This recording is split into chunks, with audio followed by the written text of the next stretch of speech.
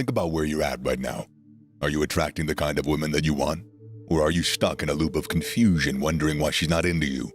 You think you're doing everything right. You're the nice guy, agreeing with everything she says just to keep the peace. And where has that gotten you? Here's the harsh reality. That is not what women want. They're looking for something real, something raw. And that's exactly what we're going to dive into today. Chapter 1. Being carefree. You might think that women want men who are always busy, stressed out, working hard, worrying about everything. That's wrong. Dead wrong. Stress is not attractive. Women are drawn to men who are a little bit more carefree. Now, don't mistake being carefree for being careless, irresponsible, or even lazy. It's not what we're talking about here. Being carefree is being unaffected by the small, trivial problems that life throws your way. It's not letting that traffic jam or rude comment or missed bus ruin your day. Women love this because it demonstrates resilience and strength. Life will always throw challenges at you. You can either spend your day stressing about it, or you can learn to roll with the punches. That's the essence of being carefree. You accept that life will not always go your way, and instead of crying about it, you adapt. You move forward.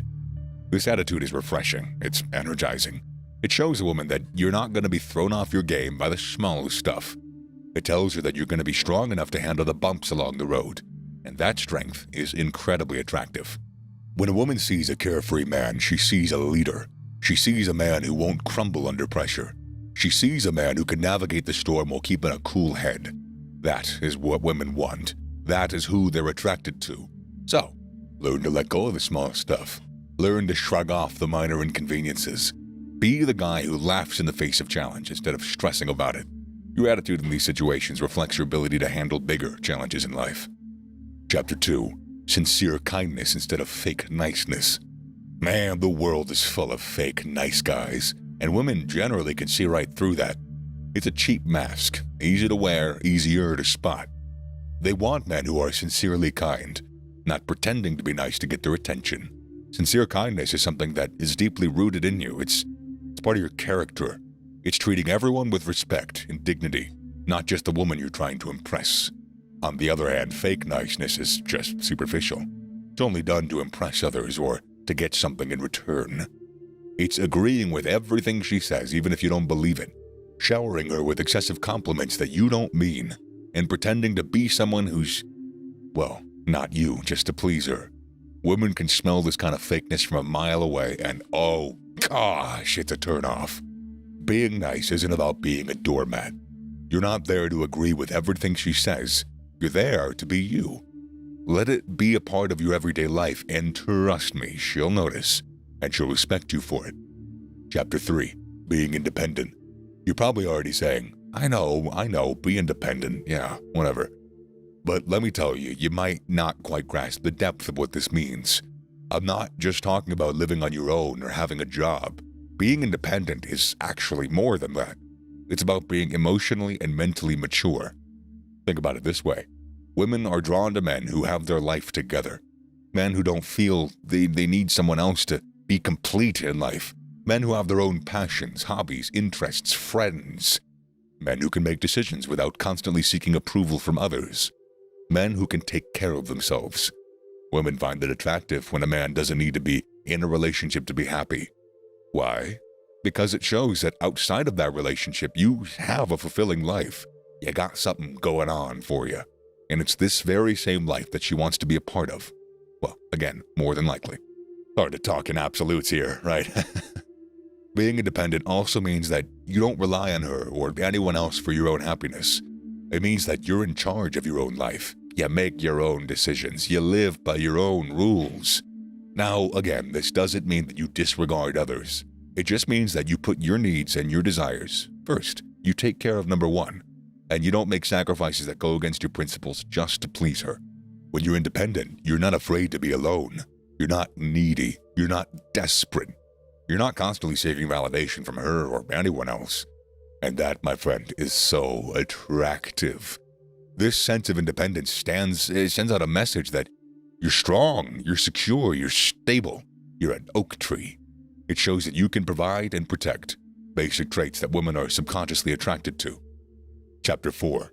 Not being afraid to disagree. Women are bombarded with nice guys who agree with everything they say and do anything they ask. But being a guy who stands his ground, who has an opinion, who isn't afraid to voice his thoughts, that's like a breath of fresh air.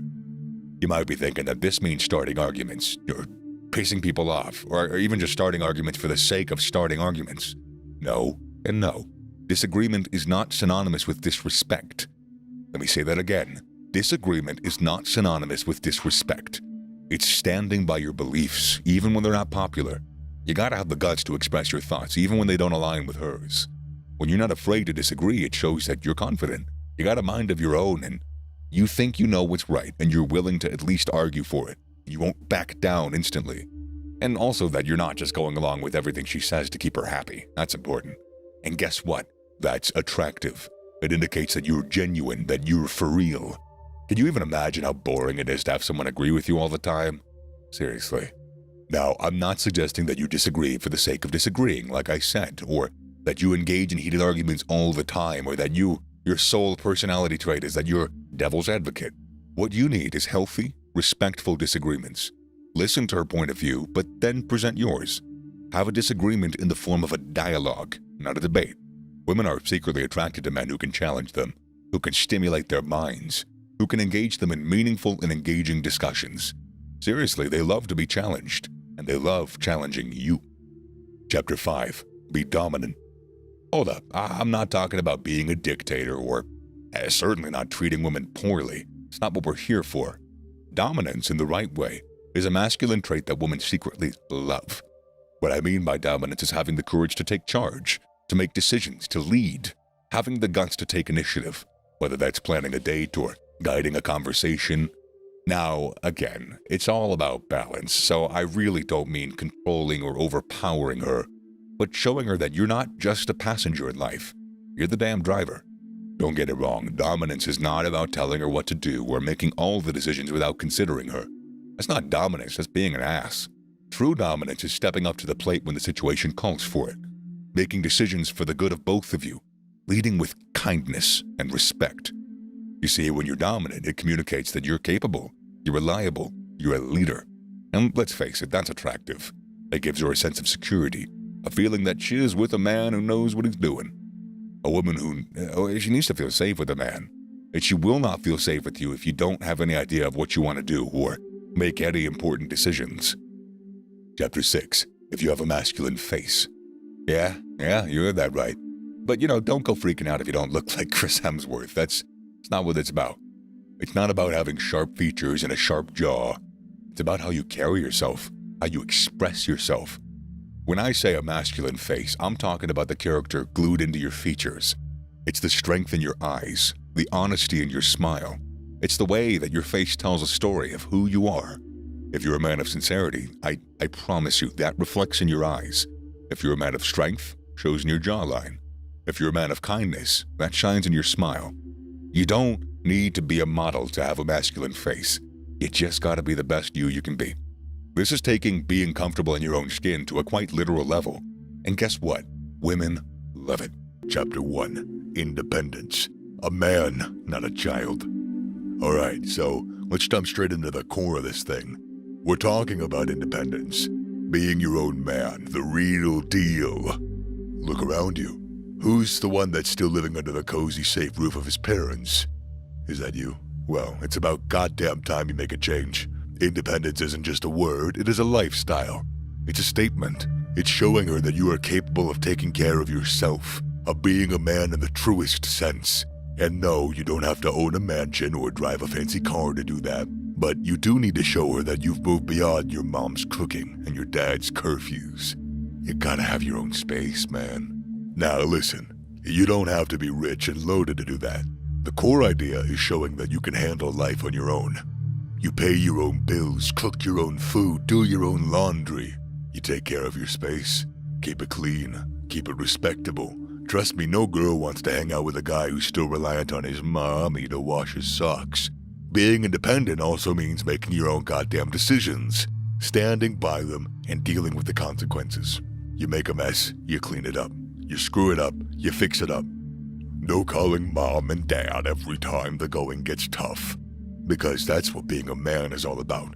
facing up to what life throws at you and dealing with it head on. Chapter 2, no clinginess, the balance of need and space. Here's the deal.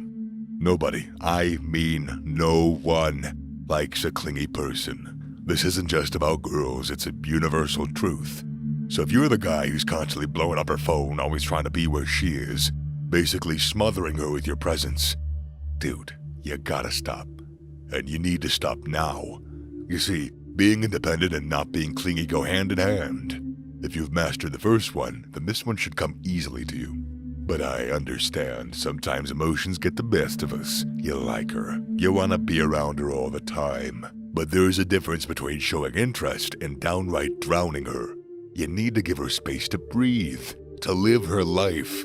You gotta understand that she had a life before you came into the picture, and she's going to continue to have one even if you're not in the picture. Don't be the guy who expects her to drop everything for you.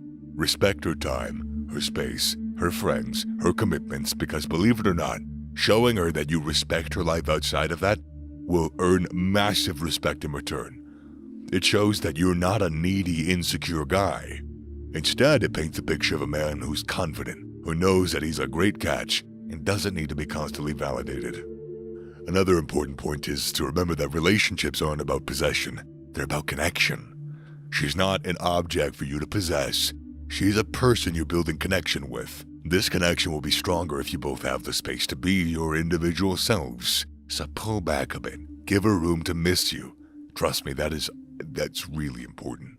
While you're going through the journey of self-improvement, you need the right guidance to efficiently level up in life. All the different aspects of self-improvement are brought together in the 0.1% blueprint. The name already gives it away. You're going to have access to all the information that'll drastically transform your life. Since the gym plays a critical part, we included an advanced gym program that's fully customizable to your needs. If you're ready to take that next step in your journey, click that link in the description down below. Chapter 3, Keep Your Word, the Power of Trust. This one's damn crucial. It's all about being a man of your word. Because honestly, if you can't be trusted to keep your word, why should she respect you? Why should anyone for that matter? Look, I understand life happens. Plans change, things come up. But if you're the guy who's constantly bailing, constantly coming up with excuses, constantly breaking promises, it's not a good look, man. It's not a good look at all. Think about it. Every time you break your word, you're sending the message that she can't rely on you. And if she can't trust you with the small things, how could she ever trust you with the big ones? How can she respect you when she can't even respect your own commitments? Think of a guy that, I happen to know, he'd be part of a little inner circle, which I was also part of. So he would get invited every time the group decided to go somewhere. Bowling, clubbing, the movies, whatever. This dude was always, and I mean always, promising he's gonna show up, but then he came in late every single fucking time. At one point, he showed up to the movie when the movie had already started and forced me to come out and get him and miss a really important scene of the movie. I don't remember what movie it was, but God, I just remember thinking, fuck that guy. Not keeping your word makes you lose respect from everyone, not just the girl you want. And believe me, this story matters. If a girl you like holds you to a promise that you made her, you better keep it in check. Mess up once, she might shrug it off, but do it twice, and she might still shrug it off, but do it 3 times, and she's a goner. Now, don't get me wrong, I'm not saying that you need to be perfect. We all mess up from time to time, but when that happens, own up to it. Apologize sincerely, make it right, and strive to do better next time. Show her that you take responsibility for your actions and that you value her trust. Chapter 4, Mastering Your Emotions, Mastering Your Inner Game. I know you got feelings, man. I got them too. We're human. It's just part of the package. But here's where we separate the boys from the men. It's how you handle your emotions, dude. Imagine this. You're out with her and some guy makes a pass at her. How do you react? Do you get all heated, fist clenched, ready to start a fight? That's a boy's reaction, pal. If you want respect, you act like a man. You stay calm, you keep your cool, show her that you're not threatened. Because the moment that you lose control of your emotions, you lose control of the situation, and then you lose her respect. And this goes for all emotions, not just anger. Sadness, frustration, fear, even happiness, you gotta keep them all in check. Feel them, yes, absolutely, but do not let them rule you. A man who is controlled by his emotions is like a ship without a rudder, tossed about by the winds of life. That's not the kind of guy a woman respects. She wants someone who can navigate through the storms, not someone who caves in at the first sign of trouble. Chapter 5. Show humility, the secret sauce. Now listen up, because this one is counterintuitive, but it is absolutely essential. Show humility. Humility is not just thinking less of yourself. It's recognizing your own worth while accepting that you're not the center of the universe. It is that chef's kiss secret sauce to being respected. Nobody likes a guy who brags, especially not the whammons. If you're always puffing out your chest, trying to be a big shot, she's gonna see right through you in 2 seconds, and I guarantee you it's not a good look. But humility, it's sexy. It shows that you're comfortable with who you are. You don't need to prove anything to anybody. That kind of quiet confidence is a magnet for respect. You be drowning in that pussy, as they say. So, the next time you're with her, try to dial back that ego a notch and listen more when you speak. Chapter 6. Be willing to change, adapt, and evolve. Finally, the last piece of the puzzle, the willingness to change.